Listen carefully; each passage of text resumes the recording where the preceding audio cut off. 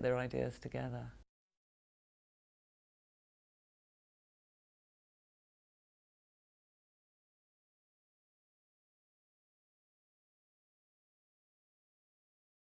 Well, first of all, when the exam starts, the examiner will introduce the recording because the exam is recorded. And then part one will consist of about 4 to 5 minutes of questions, all related in some way to personal circumstances of the candidate, nothing unfamiliar. So, for example, they might talk about where they live, or they might talk about their work or their studies.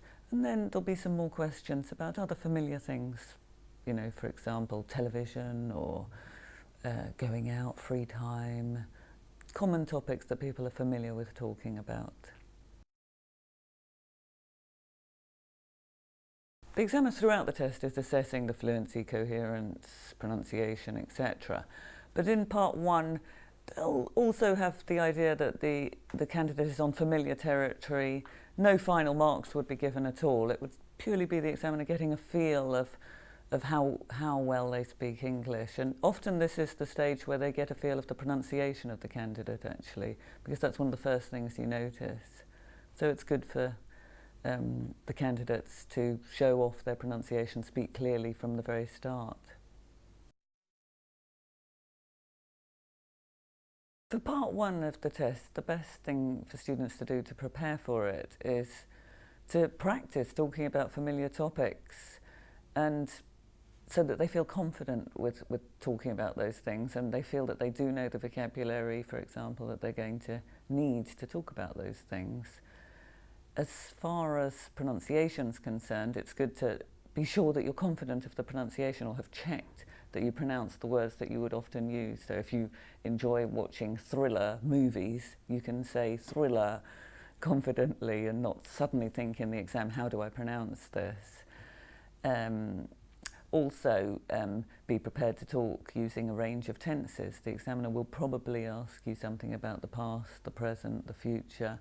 So feel confident with a range of tenses, and generally just feel confident and relaxed with things that you probably know what to talk about anyway. You often talk about these things with people.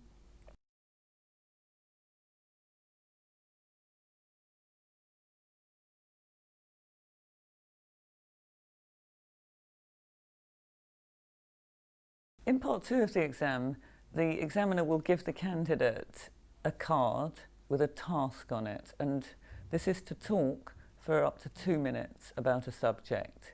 The card will not just say talk about this, it will give some bullet points with particular aspects to talk about. The candidate will have 1 minute to prepare for this, and they can make notes. They'll be given a paper and pencil in the exam. They don't have to bring their own. And then they talk for 2 minutes as naturally as they can. In part two of the exam, the examiner is looking to hear a stretch of speech from the candidate, really, for 2 minutes. And the card and the bullet points are there to help, rather than you must fulfill all the bullet points. It's more that you can speak naturally about this subject, keep on topic, not go off topic, but develop and expand what you want to say for about 2 minutes. If students want to prepare for part two of the exam, it's good to be very familiar with what to do and to practice using exam practice material, for example, and making the notes, using all the bullet points. It's important to try and use all the bullet points so that you can be sure you won't dry up and you'll be able to talk for the full 2 minutes, and then be practiced in talking for a full 2 minutes so that you feel familiar with what that feels like. And then when you're actually speaking, try to use connecting words and expressions.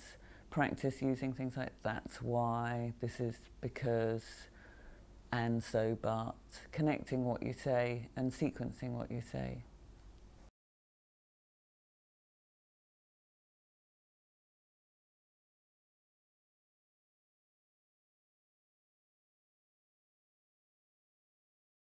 In part three of the exam, which lasts about 4 to 5 minutes, the candidate will be expected to answer questions on issues related to the topic that they talked about in part 2. The difference between part 2 and part 3 is that in part 2, for example, they'll have talked about something that's more personal, a personal experience, something like a meal they enjoyed. And then in part 3, that topic, a meal, would be developed in a more abstract way, giving their opinions, but not talking about their personal experiences on issues related to things connected with meals. So that could go to food, issues related to food, things like that, but more complex or more demanding sides of that topic. In part 3, the examiner is looking to see how well the candidate can answer more probing questions, more in-depth questions, where the candidate is not talking about familiar and personal experiences, but talking about more abstract, complex subjects. They're looking to see now if their fluency and coherence are maintained, or their range of grammar or vocabulary is maintained at this more demanding level. If students want to prepare for part 3, then it's important to practice answering questions that require you to give your opinion and to explain what you mean about things. Obviously, you can do plenty of practice for this using practice materials. And also to feel confident when doing this, not that it's something strange doing it in a foreign language. They need to practice using the language of comparing, contrasting, or explaining what they mean. And in my opinion, personally, I think, expressions like that. And that's really the main things that they can do. Also, another useful tip is perhaps to give themselves thinking time. So they get asked a difficult question and they have something to say like, let me think, or I haven't thought about that before, just to give themselves a short pause to get their ideas together.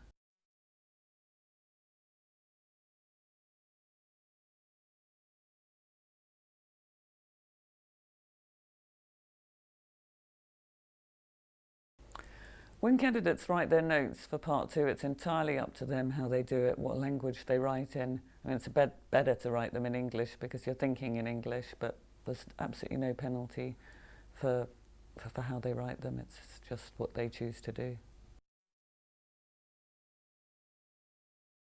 The examiner will normally give the candidate more time if they finish before the 2 minutes is up. If they stop talking, the examiner will leave some sort of pause and wait and see if they're going to say more. And only if they've completely dried up will they then move on to the follow-up questions.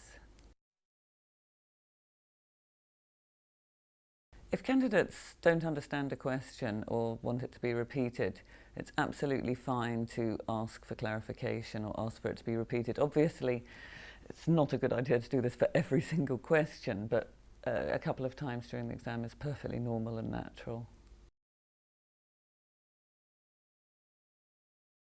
If a candidate can't understand a question at all, then it's probably best just to say, I'm sorry, I really don't understand the question. There's not much else you can do. Hopefully the examiner will rephrase it. In part 3, the examiner can rephrase questions. The paper that the candidates use for making notes for part 2, they have to hand back to the examiner after they've finished speaking, and this will just be destroyed. Nothing else will happen to it. The examiner won't read it or anything.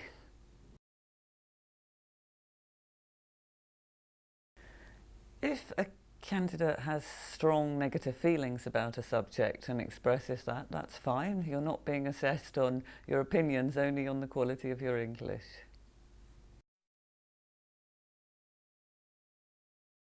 If you get asked about something that you really don't know anything about or have any interest in, like, say, I don't know, popular television programs, and you never watch TV, then the best thing to do is explain why you never watch TV and say what you can say. If you know something, you probably know something about any subject, even if you don't have a big interest in it.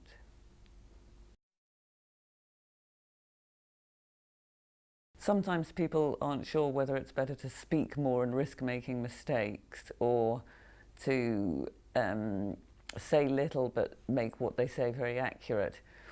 It's difficult. It's probably better to try for a happy medium, to be as accurate as you can, but to take a few risks and to show off what you can do.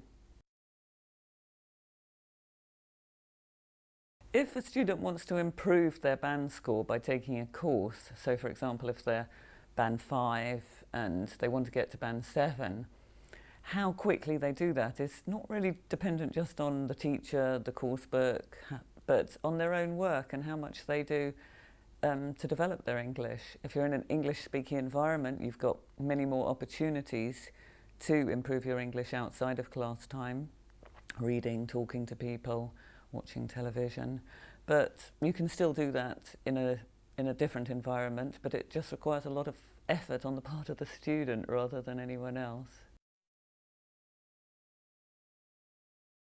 The standard of the speaking exam is absolutely standard around the world. So the examiners receive the same training, the same standardization at the same intervals, and there should be no difference whatsoever wherever you take the exam in how it's assessed.